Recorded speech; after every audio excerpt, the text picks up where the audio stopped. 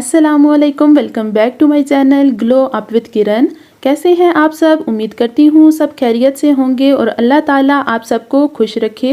तो आज की रेसिपी है बहुत ही मज़ेदार क्रिस्पी क्रंची डिलीशियस पकोड़े की, आलू और पालक के पकोड़े। आलू और पालक के पकोड़े हर कोई इसे बनाता है और हर घर में ये रेसिपी ज़रूर बनती है, लेकिन मैं आपके साथ शेयर करूंगी अपनी रेसिपी, बिल्कुल सिंपल और इजी, जिसे आप बनाएंगे तो आपके घर वाले भी खुश हो जाएंगे। बहुत कम मिसालों से इसे तैयार कर लूँगी। वीडियो कंप्लीट देखें और वीडियो पसंद आए तो इसे लाइक ज़रूर कर दें।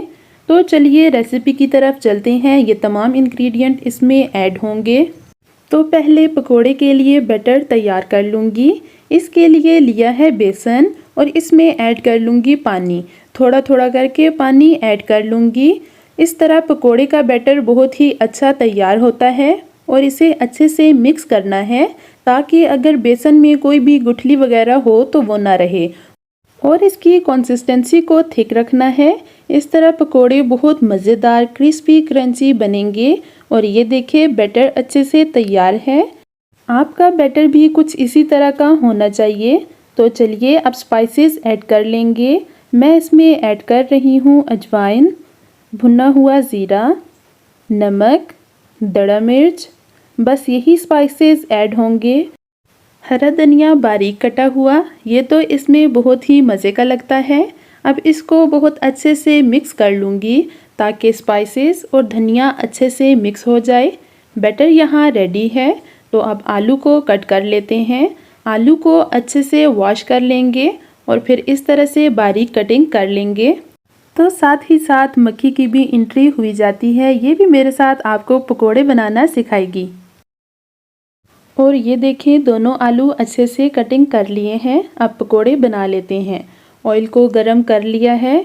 इस तरह से बारी बारी पकोड़े ऐड करती जाऊंगी और जब एक साइड से थोड़ा सा फ्राई हो जाएं तो फिर दूसरी साइड पलट लूँगी। ये पकोड़े इतने मज़ेदार बनेंगे कि सब आपकी तारीफ़ करते रह जाएंगे। इसमें हल्दी ऐड नहीं की है, अगर आप चाहते हैं तो कर सकते हैं, लेकिन एक दफ़ा बगैर हल्दी के ट्राई करें, आपको बहुत पसंद आएंगे। और ये देखें पकोड़े फ्राई हो गए हैं। तो अब इन्हें निकाल लूँगी और ये देखें पकोड़े कितने मज़े के लग रहे हैं। बाकी के पकोड़े भी इसी तरह से फ्राई कर लूँगी।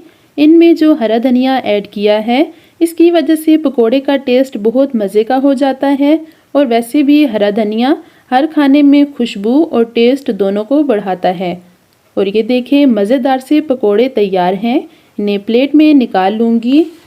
पकोड़े बिल्कुल भी ऑयली नहीं हैं, क्रिस्पी तो इतने हैं कि देखते ही मुंह में पानी आ जाए।